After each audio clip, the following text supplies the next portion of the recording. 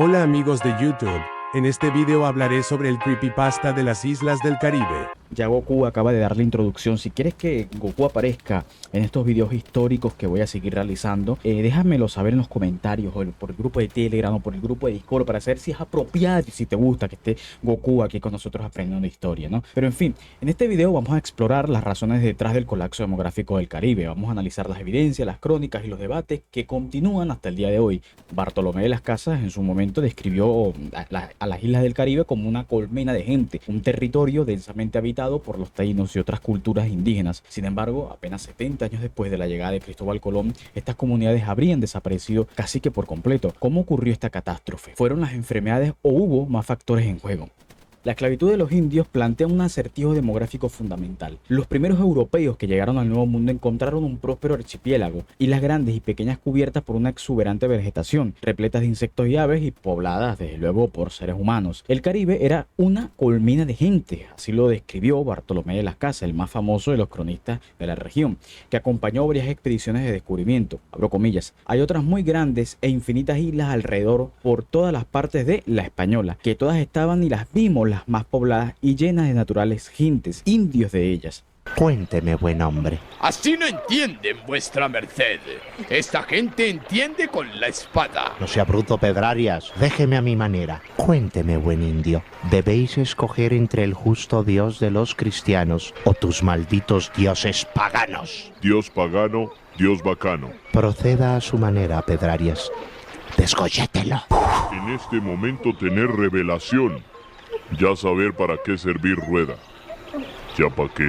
Cierro comillas. En efecto, Colón fue recibido por una abundante población. Los académicos han propuesto cálculos poblacionales enormemente contrastantes para el Caribe que van desde 100.000 hasta 10 millones de habitantes, pero aún la población inicial está sujeta a debate.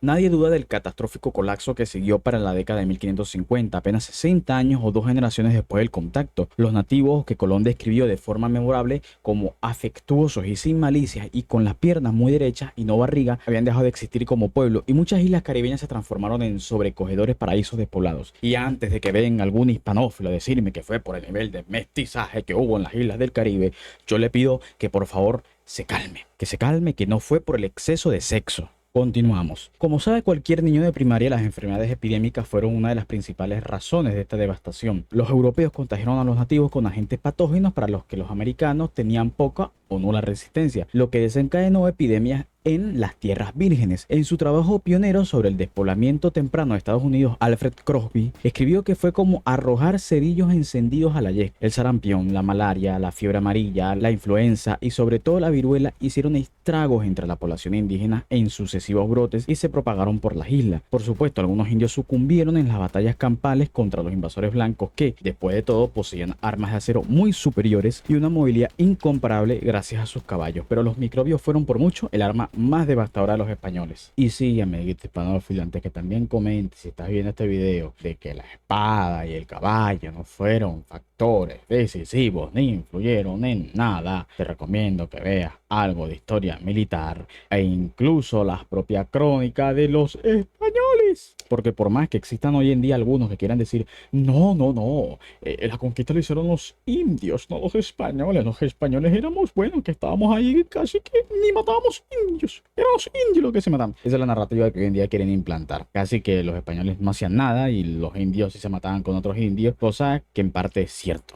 Sin embargo, hay una profunda disociación entre esta explicación biológica y lo que informaron los europeos en el siglo XVI. Bartolomé de las Casas, que desembarcó en el Nuevo Mundo en 1502, a diferencia de ti, amigo hispanófilo, que naciste en los años 80 o 90 y no en 1502, afirmó que la causa por que han muerto y destruido tantas y tales y tan infinito número de ánimas los cristianos fue su insaciable codicia, que los llevó a matar a todo y a todos los que mostraban la menor señal de resistencia y a someter a los varones con la más dura y horrible y áspera servidumbre en que jamás hombres ni bestias pudieron ser. Es verdad que Las Casas era un apasionado defensor de los derechos de los indios y tenía razones de sobra para preocuparse por la brutalidad española, pero no era sodomita, como ha especulado un señor come carne cruda en África, que es de apellido Armesilla, por cierto. Pero no tenemos que limitarnos a su palabra, puesto que no fue el único en hablar al respecto, como dicen algunos por ahí, como el señor Marcelo Bullo, que dice que el único que ha hablado de el exterminio, masacres y guerra, etc., ha sido el mentiroso de la casa, cuando es totalmente falso. Hay miles de cronistas, incluso propios conquistadores, que incluso se llegan a arrepentir de las cosas que hicieron durante el periodo de conquista. Los primeros cronistas, los funcionarios de la corona y los colonos sabían que la extinción de los indios había sido provocada por la guerra y la esclavización, el hambre y el exceso de trabajo, así como por las enfermedades. El rey Fernando el Católico, para nada el defensor de los indios y posiblemente el individuo mejor informado de la época, creía que en los primeros años habían muerto tantos nativos porque a falta de bestias de carga los españoles abro comillas, habían obligado a los indios a llevar cargas excesivas hasta que los quebraron, cierro comillas. Así que sí, amiguito mío. E incluso esta carta creo que es ya después de las leyes de Burgos, si no me equivoco. Lo siento, Isabel la Católica, como toda persona fallecida, rey muerto, rey puesto, mi rey.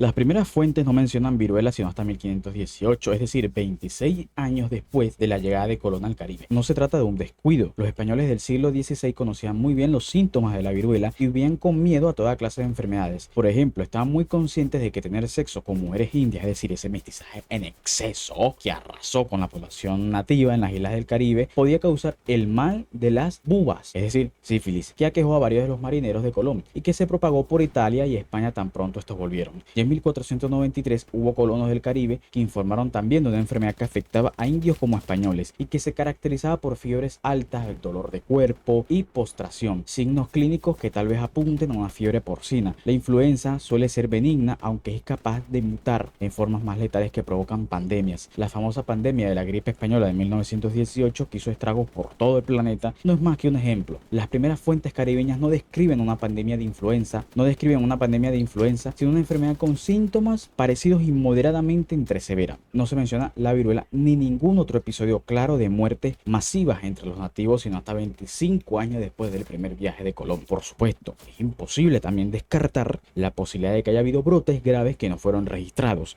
pero los documentos sugieren que las peores epidemias no afectaron de inmediato al Nuevo Mundo. Para que el virus de la viruela llegara al Caribe debía sobrevivir una travesía prolongada. Solo había dos formas en que esto ocurriera. Una posibilidad era que una embarcación transportara tanto a una persona ya infectada como un huésped susceptible que contrajera la enfermedad en el camino y sobreviviera el tiempo suficiente para desembarcar en el Caribe. Las probabilidades de que algo así ocurriera eran mínimas, alrededor de un 2% según el cálculo estimado por el demógrafo Massimo Livi Bacci. Sí, Massimo Livi Bacci, no Capitán Kebab.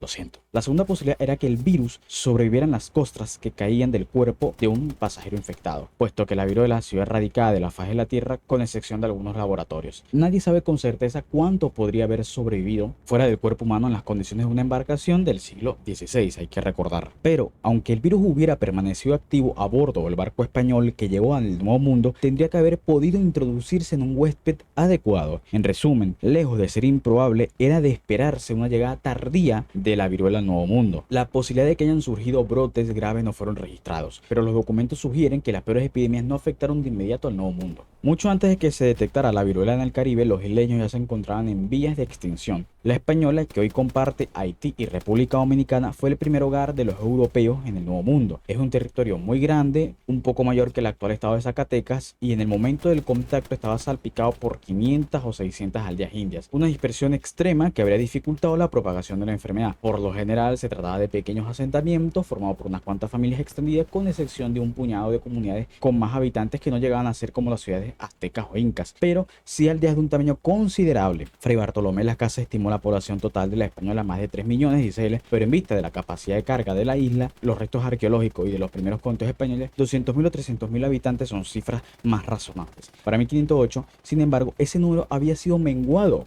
hasta 60.000. Para 1514, apenas 26.000, según un censo muy completo y ya no solo por conjeturas. Y para 1517, las cifras había desplomado a 11.000. Y spoiler, no fue por exceso de mestizaje desenfrenado. En otras palabras, un año antes de que los europeos comenzaran a informar de casos de viruela, la población india de la española se había reducido a un 5% o menos de la población de 1492. Está claro que los nativos se encontraban en el proceso de un colapso demográfico total al que la viruela vino a dar el tiro de gracia. Cuando pensamos en las primeras etapas del Caribe europeo, solemos imaginar una mortandad masiva provocada por los microorganismos, como incluso llegan a decir estos hispanófilos, estos patógenos que atacaron a una población sin defensa inmunitaria. Pero como indica el caso de la Española, este cuadro no se observó de manera directa, sino que se dedujo.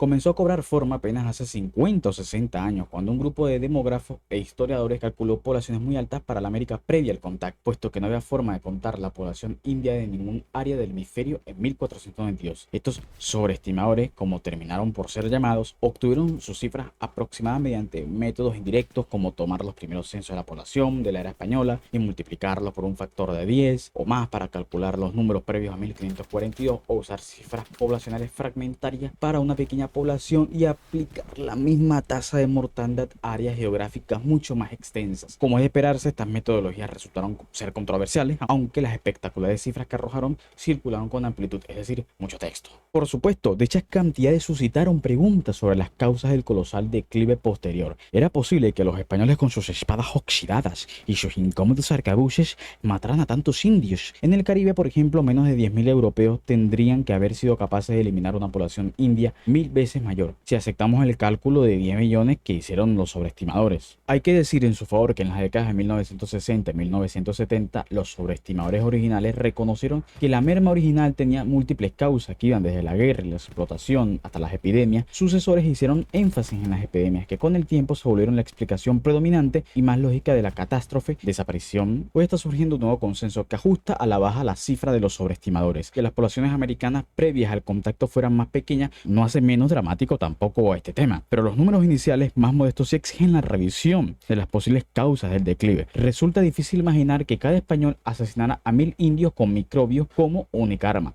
pero es mucho más fácil pensar que cada conquistador, dueño de una tecnología superior y movido por la avaricia, sometiera a 30 indios que terminarán por morir a causa de una combinación de guerra, explotación, hambre y exposición a nuevas enfermedades. Tal vez nunca sepamos cuántos nativos murieron exclusivamente por efectos de las enfermedades y cuántos por obra de la intervención humana, pero si tuviera que aventurar un cálculo con base en las fuentes escritas que contamos, diría que entre 1492 y 1550, un entramado de esclavitud, agotamiento y hambre mató más indios en el Caribe que la viruela, la influenza y la malaria. Entre estos factores humanos, la esclavitud destaca como uno de los peores asesinos. Y sí, amiguito mío, Isabel la Católica, pues, como es la segunda vez que digo en este video, rey muerto, rey puesto.